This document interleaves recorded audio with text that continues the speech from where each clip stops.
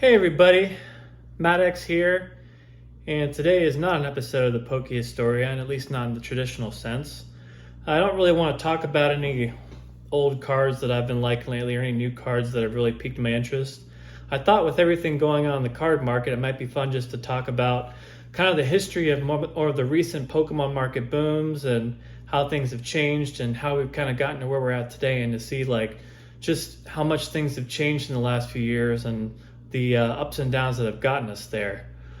Uh, so, as we all know, right now things are pretty crazy out there in the Pokemon market. We got Prismatic Evolutions about to come out, and everyone's panicking because they can't get any of the cards anywhere, and everyone's afraid on release day that there's not going to be anything at the stores. And I just wanted to kind of remind some of those of you that are new to this that this isn't the first time we've seen this. These types of ups and downs in the market have been going on for at least as long as I've been in the market, and much longer, really.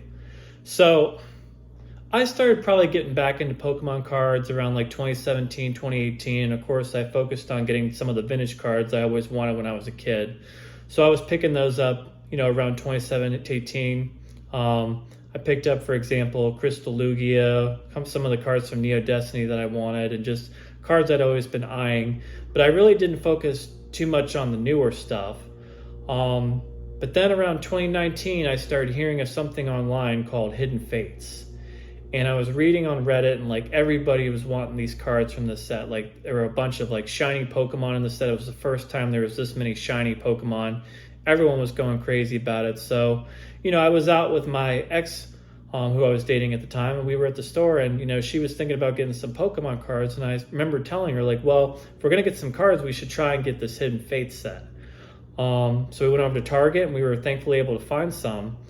And I would say that was probably the first time I realized that like Pokemon cards were starting to get big again. And this was around fall of 2019. And, we tried to get as much Hidden Fates as we could. And of course, it was a very popular set. It was very hard to get. Nothing compared to how it is now, but I would say that was like the first like mini boom that I kind of was a part of, and saw how things work. But I mean, Hidden Fates, you really had to hunt for it, but if you did put in the work, you could certainly find it. You just had to look around a little bit. And the Elite Trainer boxes, of course, at that time were a big deal. They only printed a limited number of them at the beginning, and people couldn't find them anywhere, so those went up in value quite a bit. I don't remember exactly how much, but I want to say like at least like $200, $250, maybe $300.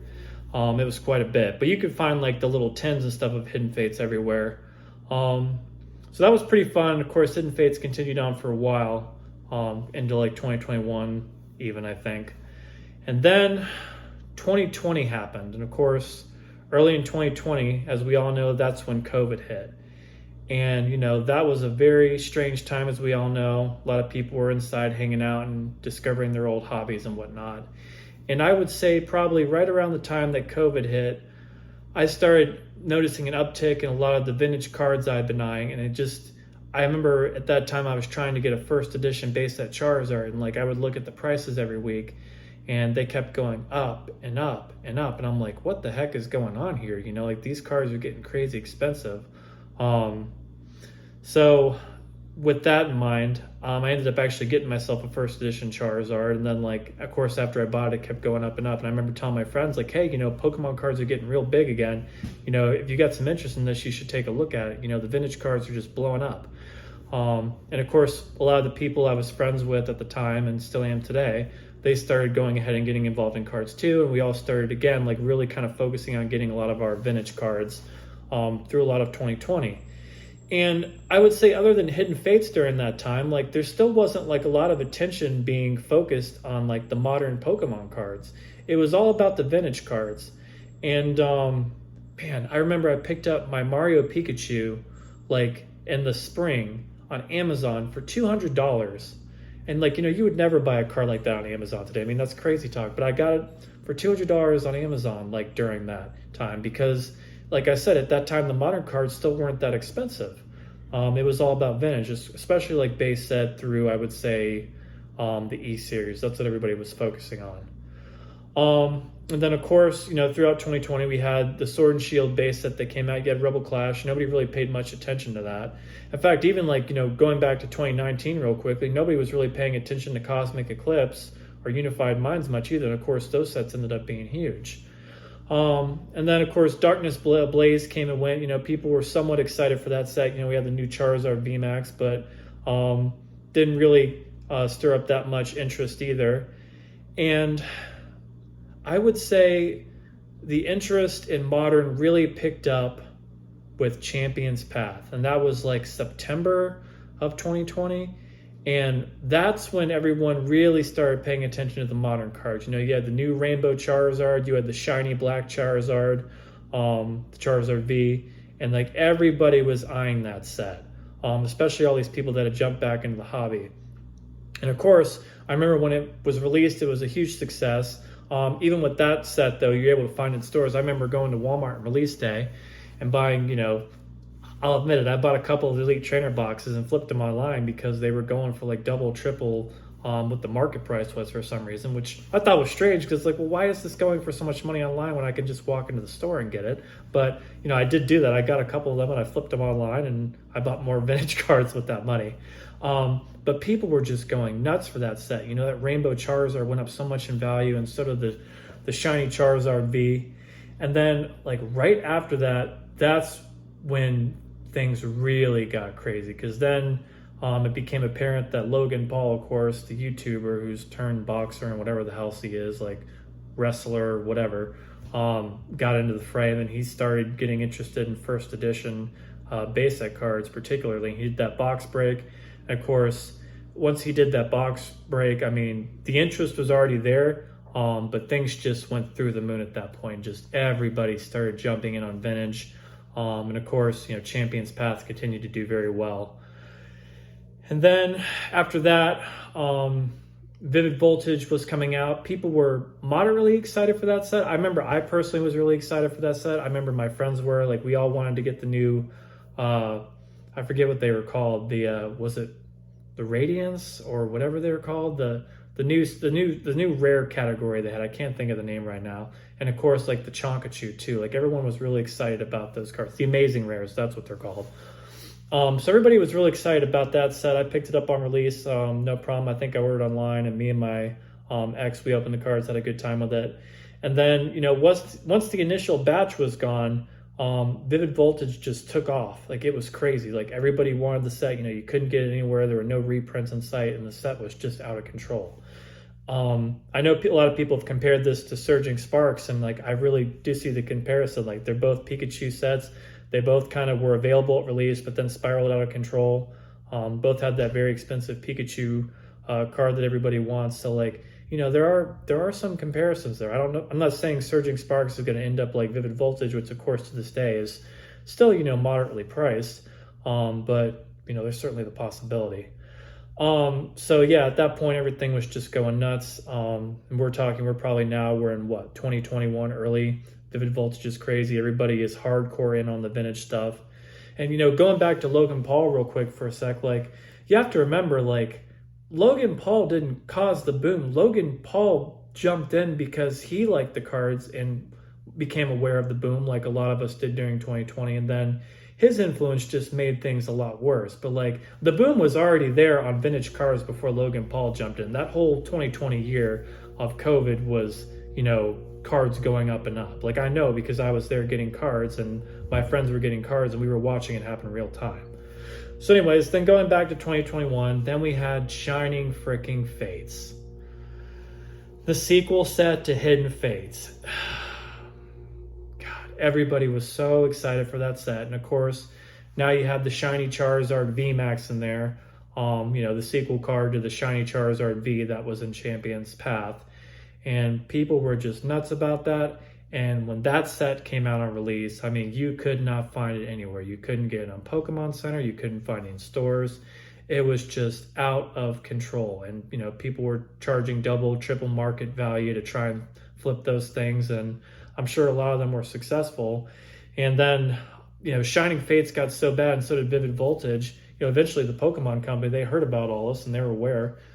They ended up getting more printing facilities just to be able to, like, put out enough product for Shining Fates and Vivid Voltage that everybody could get some. And of course, we now know how that went. Shining Fates and Vivid Voltage still to this day are not very valuable just yet. Now, I'm sure they're going to do well over time, but I mean, like, the reprints they did for Shining Fates and Vivid Voltage were very substantial. Like, it had some effects, and in a lot of ways it was really good because people could actually get their hands on the cards. A lot of good things kind of came out of that. And then thinking more about 2021, let's see, we had Battle Styles came out. When that set came out, you know, things did quiet down just a little bit for the modern stuff. People weren't super crazy about that set. I remember getting a couple cards from it. I thought it was cool and whatnot, but like nothing too wild. And of course, to this day, people still, most of them aren't real big on Battle Styles. Vintage was still doing very well. And then Chilling Reign came. And Chilling Reign was, again, nuts. It wasn't Shining Fates level nuts, but it was a pretty big deal. I remember it was very difficult to get my hands on booster boxes. It took me a little while to get a couple just for me and my ex to open. And eventually we were able to, and it was a fun set. But it was very difficult to get those cards at release for the most part, at least the booster boxes. I think finding things in stores, like some of the cheaper products, was moderately difficult, but not like ridiculously difficult, but it was definitely hard. I remember like going to several websites, you know, waiting in queues to try and get just a couple of booster boxes to open. So that happened. And then of course, after that was the biggest set, and that would have been like, God, like late summer of 2021. That was Evolving Skies. And, you know, at that point, we had all known about Evolving Skies and that it was coming for months now. I mean, I feel like the first time I was hearing about Evolving Skies could have possibly even been in 2020, like late 2020, around the time that Vivid Voltage was coming out, that people were already starting to talk about Evolving Skies. Don't quote me on that, but I mean, it was pretty early. We all knew this set was coming. But thankfully, I seem to remember having an easier time actually getting a couple booster boxes for Evolving Skies. I think maybe some people had kind of dropped out of the hobby a little bit at that point, at least temporarily. But it was still a big success. Of course, it had so many fantastic cards. I remember opening a couple of those first boxes, and we did pull a couple of the alt arts, which was fun. And then I ended up getting a couple boxes to put away, which I'm very blessed about to this day because we all know how those are doing. It was very popular, but the thing is, at that time, people didn't linger on Evolving Skies too long because now we were gearing up for the 25th anniversary set. And that was coming out in the fall of 2021. Of course, the hype for that was, again, absolutely insane. Everybody was, you know, getting ready for it and gearing up, and a lot of cool cards. You know, you had the Charizard reprint. You had the first reprint of Umbreon Gold Star, which, you know, was the personal chase card that I wanted. I was so excited about that. You know, some of the new Pikachus, they had like the Pikachu that was like the base set Pikachu, except it was full art. That was super cool. So many great cards with that set. And I remember when that came out, my ex went to Barnes & Noble, and she had to like wait in line with like, you know, 20, 25 other people to get her hands on just a couple of products. And of course she was successful and did, and it was fun. But I mean, again, like the mania was definitely still there. And I would say that at that point, things were kind of starting to move away from vintage. Vintage was starting to kind of cool off a little bit, and modern was definitely picking up an interest. And I would say not only was modern cooling off, but people were also at that time exploring some of the other sets that were beyond modern, beyond vintage, because the vintage cards had already been pumped up to like their new heights that they're still at today. Or actually, they were even higher at that time. But, you know, they basically, the market had already adjusted to have the vintage cards go up in value. And now people were starting to look at like other sets like Black and White and X and Y and stuff like that. So there was like a lot of other focus that was on things other than vintage at that point and modern. And then after that, we had Fusion Strike. Fusion Strike at the time, y'all, you know, for those of you that were here, it was not a big deal. I was not really excited for that set. A lot of people weren't excited, and I would say that most of the attention was still on the 25th anniversary set. And I would say that, again, things were probably starting to really calm down a good bit. You know, the mania was starting to die off. There was obviously a lot of demand, and there was way more demand than there was before COVID started, but demand was definitely starting to kind of calm down a little bit, and it was getting easier to get sets going into 2022 with the release of Brilliant Stars. And that's how you could tell that demand was dying down too, is because, you know, you had probably the best Sword and Shield sets come out in 2022. from Astral Radiance to Brilliant Stars, Lost Origins, Silver Tempest, like all these sets with all the different alt arts and trainer galleries. And they were all very popular, but they were all pretty easy to get in stores. Like, I was able to walk into stores and get all of those just fine that year.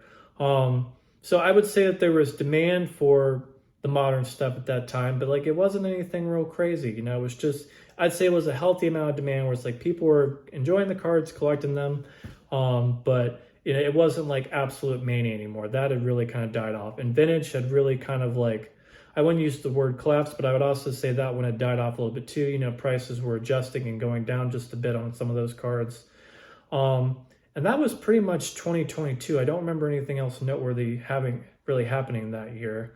And then 2023 came around, and that's when we saw, of course, the release of the Scarlet and Violet sets. And when those Scarlet and Violet sets come out, some of these other YouTubers and people will tell you that like, nobody was interested in that stuff when they came out. They're spot on. Like, I remember I wasn't even personally that into like the Scarlet and Violet sets when they first came out. Like, I was picking them up and enjoying them casually, but for the most part, I was still going back and enjoying a lot of the Sword and Shield sets because those had been so good. And I can't forget to mention also in 2023, we had Crown Zenith come out at the beginning of the year, and that was a big success. But again, you could find that in stores pretty easily, and up until recently, you could find that in stores very easily for quite some time. So anyways, going back, we had the Scarlet and Violet sets, and you had Paldea Evolve, which was kind of a modest success at the time. People liked it, but like, again, it wasn't causing mania or anything like that. Paradox Rift, that was another one that fairly popular, but nothing too crazy.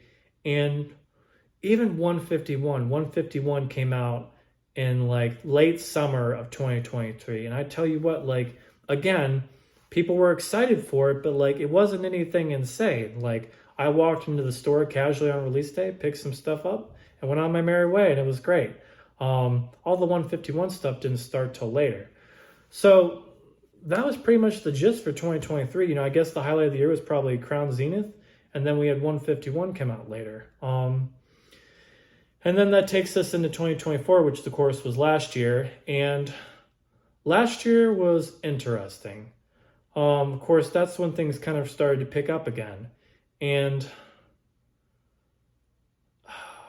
I would say we had Paldea Fates to start us off with. Modest success, Temporal Forces, modest success, nothing too crazy going on there. I would say if anybody was focused on cards, it was like 151 cards people were still looking at. But again, nothing wild. And then we got to early spring of 2024. And then we had the great alt art boom, as some of you will recall, which is basically the time in last year's history when all the alt arts from Sword and Shield just went nuts. And I remember it was right around the time of Collecticon in Florida. And like, it was just crazy how much these alt arts went up. Some of them reached heights that they still haven't gotten back to this day. Because of course, like later that summer, the alt art crash happened and all the cards came crashing down. But it was right around Collecticon. I remember going with my brother and my friend Zach, and we were there, and like all the alt arts were just so much money. And we're like, okay, well, if everyone's buying these, then let's go ahead and get those Scarlet and Violet illustration rares and special illustration rares we've been eyeing. So like we focused on that. It was cool. But I mean, a lot of people there were desperately trying to get Sword and Shield alt arts, which of course did see a correction. They went back down after the summer and things kind of chilled out. And now we're getting into the real good stuff of where we are now.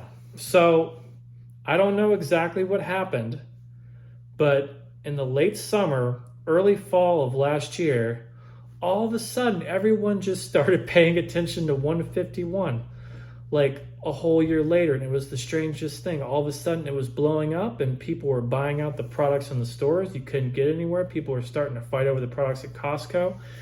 It was just so strange. And like, I don't know what caused it, but as other people have put, markets are going to market. And that's exactly what happened here. Like, it just took off.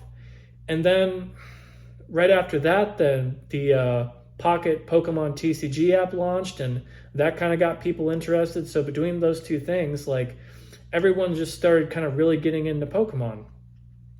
And then surprisingly, Stellar Crown came out, and nobody really cared that much. I mean, again, it was just another walk into the store, pick up some packs, have fun with it, and move on. Nobody cared. Everyone was looking at 151.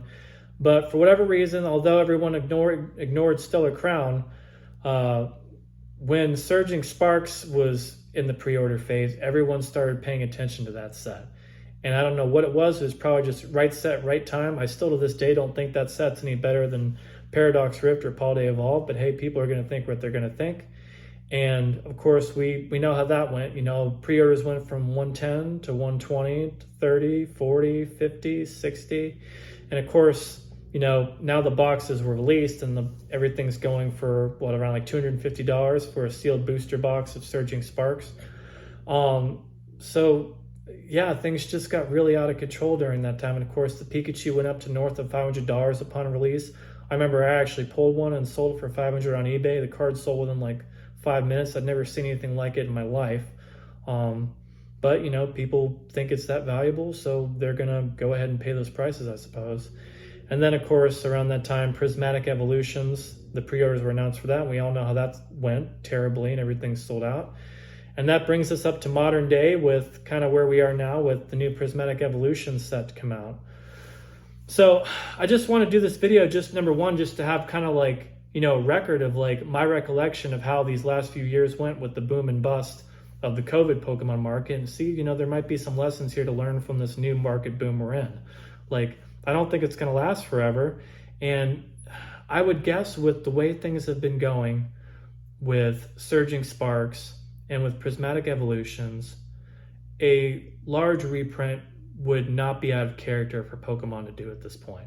Can't say they're going to do it, but I mean, if you look at how this went compared to like Vivid Voltage and Shining Flame, I mean, it's the same kind of type of scenario. You know, you had the big Pikachu set that got everybody crazy, and then you had sequel sets to two of the biggest sets ever. You know, Shining Fates at that time was a huge deal because it was a sequel to Hidden Fates, and of course Prismatic Evolutions is basically a spiritual successor to Evolving Skies, and you know, the demand's been through the roof. So we'll just have to kind of see how it goes, but I do think things will calm down again. I don't think we're ever going to go back to how things were before COVID, or maybe even how things were quieter back in like the 2023, 2022 era. But I do think things will get better. So, you know, be careful with what you buy right now. You know, don't overpay for things, and just have some patience. I do think there's a lot of people that have jumped into this market and they're trying to make a quick buck. That's fine. As I told you in this video, I've done stuff like that before. I'm not proud of it, but I mean, I did get to buy some cool cards when I flipped those Champions Path boxes. So things will chill out. We'll see where it goes. Just wanted to have a record of this. If you like this video, leave me a like. Feel free to subscribe to the channel. Mostly I like to look at some of my favorite Pokemon cards and talk about some of the history and fun facts of them. But I think occasionally I will do these market videos because they're kind of fun for me. And like I said, it just kind of creates a record of, you know, what my thought process was and what my recollection of certain events is. So have a good night.